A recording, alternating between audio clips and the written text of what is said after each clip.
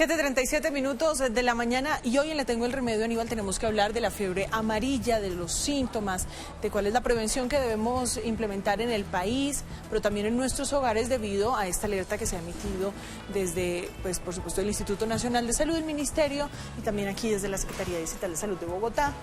Y es por eso que a esta hora nos acompaña el doctor Andrés Marulanda, quien además es coordinador de misión médica de la Cruz Roja Colombiana. Bienvenido a este espacio, Hola, doctor. ¿Cómo estás?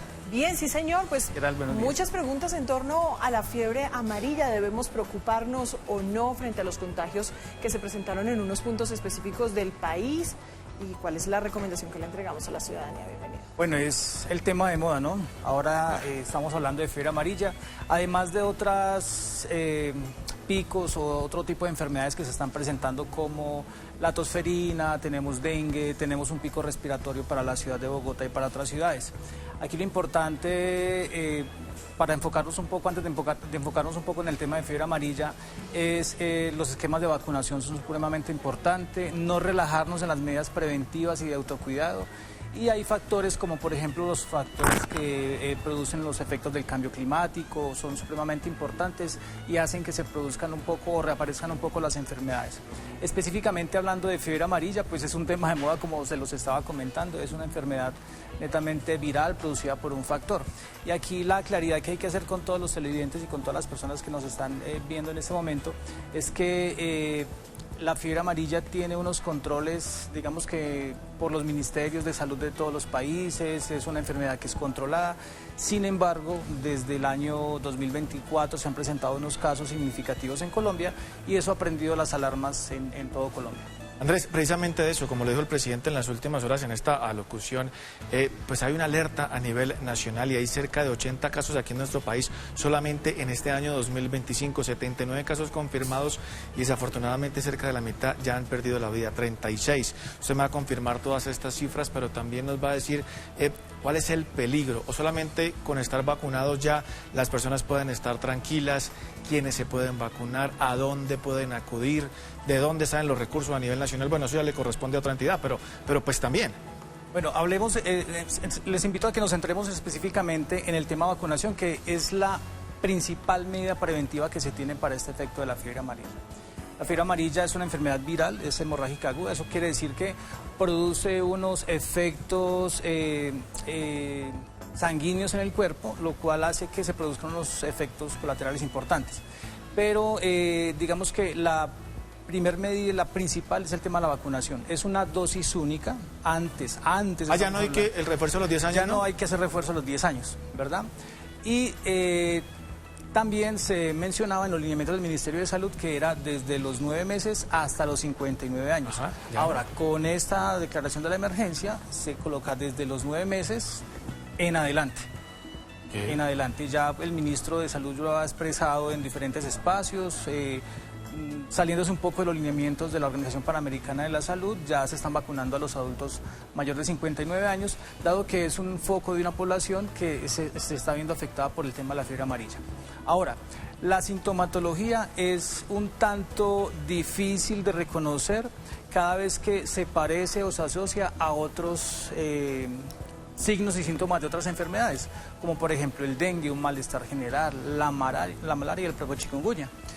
¿Qué da inicialmente? Hay un periodo que es denominado el periodo de incubación. Ese periodo de incubación es de 3 a 5 días. ¿Qué quiere decir? A partir de que te pica el zancudito, tus síntomas pueden aparecer en esos 3 o 5 días.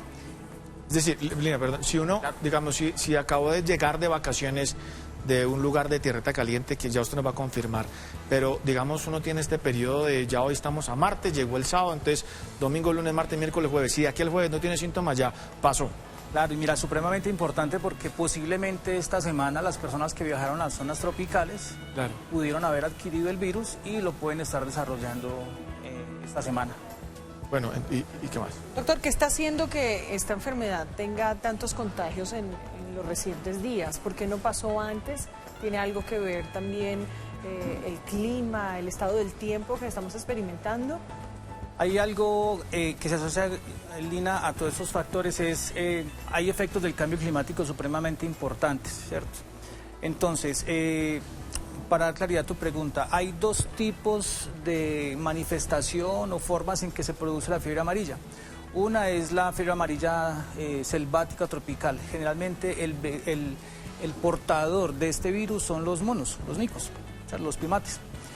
Y generalmente para la parte de África, Centroamérica y Sudamérica son los portadores. Cuando los pica el zancudito y ellos pican a otro mono, pues se transmite la enfermedad y así sucesivamente, inclusive con el hombre. El riesgo que tenemos ahorita y el menos frecuente en las Américas es la fiebre amarilla de tipo urbano. ¿Esto qué quiere decir? No es el primate, sino el zancudito, que ya no vuela hasta los 1800 metros de altura, como generalmente se decía eso informado, sino que ya el mosquito puede volar hasta los 2200 metros. ¿Esto qué quiere decir? Que, por ejemplo, ciudades como algunas del Tolima, estamos encontrando, obviamente, algunos primates fallecidos por fiebre amarilla o algunos primates enfermos, pero también vectores o zancuditos que están picando al ser humano. Ya el mono ya no está tan alto, ya está bajando un poco más a la ciudad. El zancudo, generalmente algún tipo de zancudo es más... ¿Más fuerte? Puede decir que ha convivido más con el ser humano y eso hace que en la casita de estas zonas tropicales nosotros convivamos con el zancudo y de cierta manera nos relajemos en las medidas preventivas. Entonces de ahí la importancia, primero la vacunación, supremamente importante la vacunación, pero hay otras medidas preventivas como por ejemplo evitar las aguas estancadas, lavar los estanques con abundante cepillito, no dejar que el agua esté en recipientes porque además... Este vector, este mosquito, generalmente le gusta reproducirse en agua limpia. Entonces, generalmente pensamos que como el agua está limpia, pues no va a pasar nada con el vector. Hay varias preguntas, por ejemplo, sobre la vacunación. Entonces, de 9 a 59 años era antes, ahora toda la población, pero, por ejemplo, abuelitos o gente de la tercera edad que tenga, no sé, 85, 90...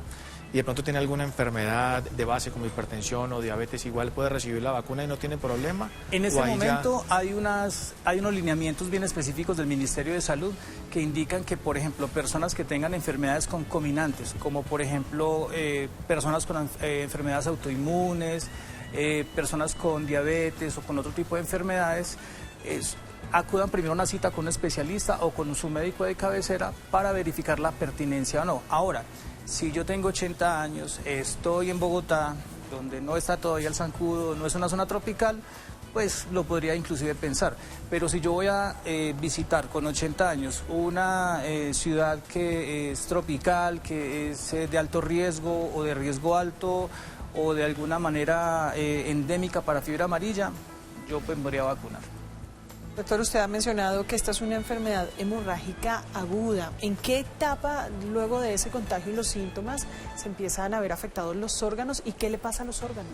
Bien, entonces hay signos y síntomas que son inclusive imperceptibles. Yo puedo tener algún tipo de malestar, pero se me desaparecen en los 24 o 48 horas. Hay un periodo que es un periodo generalmente tóxico, donde reaparecen las fiebres altas y de ahí el nombre de fiebre amarilla. Hay una coloración ictérica o amarillosa en las escleras de los ojos, en los labios, la orina es muy amarilla y eso se debe a que hay una afectación del hígado y de los riñones y es ahí la gravedad de la fiebre amarilla. Es muy letal, generalmente es el 50%, quiere decir que dos personas que les da la fiebre amarilla en un estado grave, se está muriendo una persona por esta enfermedad y de ahí viene la declaratoria de emergencia y de pronto el afán que tenemos todos de que la gente se vacune y se prevenga, no dejar llegar hasta ese extremo. Andrés, cuando le colocan la vacuna a una persona, ¿ya hay como unos síntomas, hay una reacción alérgica o no le da nada?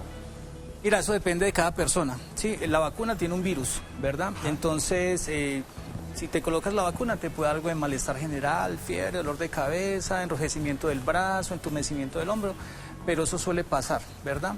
Hay personas que no les da absolutamente nada. Pero me haces acordar algo supremamente importante y es que, por ejemplo, para visitar zonas endémicas de muy alto riesgo, de riesgo alto, generalmente la vacuna se debe colocar con 10 días de antelación. ¿Esto por qué? Porque generalmente la vacuna después de aplicada, durante los 10 primeros días, adquiere, digamos que un poder, digámoslo así, si me permite la expresión, de más o menos el 50-60%. Y adquiere todo su poder o toda su carga o o todo su nivel a los 30 días de aplicarla. Por eso la vacuna la recomiendan colocarla 10 días antes de visitar zonas endémicas. Doctor, ¿podemos nombrar esas zonas? ¿Cuáles son esas zonas endémicas de alto riesgo? Sí, mira, en este momento y de acuerdo a la declaratoria que se tuvo de fiebre amarilla, de emergencia por fiebre amarilla, hay 111 municipios en muy alto riesgo. Hay 289 en alto riesgo y en bajo riesgo hay 722 municipios. Ahora, hay una circular que es la 012 del 2025 del mismo Ministerio de Salud, donde generalmente declara que hay 15 departamentos que el 100% de su extensión es de observación especial, ¿verdad? Y esos son, por ejemplo, Amazonas, Arauca, Caquetá, Casanare, Cesar, Chocó, Guainía, Guaviare, Huila, La Guajira, por supuesto Meta, donde inició todo esto, Putumayo, Putumayo, Tolima, donde inició esto, Vaupés y Vichada, en el 100% del territorio. Ahora, hay otros departamentos donde hay algunos focos, por ejemplo, en Caldas, hay otros focos para el Valle, hay otros focos en otros departamentos, pero de especial interés esos departamentos. Así que las personas que nos están viendo y tienen visita a alguno de esos departamentos, supremamente importante la vacunación. Sí, y hay mucha gente que nos ven de diferentes lugares del país y está en uno de estos departamentos que usted mencionó. ¿Es muy importante la vacunación o pueden estar como tranquilos, tratar de, no sé, de evitar situaciones de riesgo?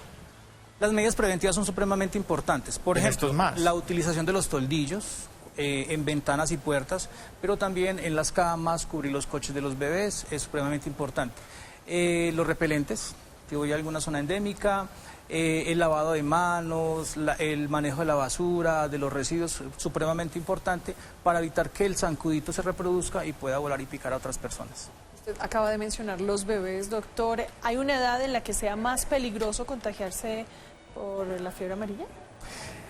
El tema es como la capacidad que tiene un bebé o no para defenderse de una picadura, ¿cierto? Si yo soy bebé y estoy en la cuna, pues no tengo la reacción de quitarme el zancudito, y esto es lo complicado, ¿verdad?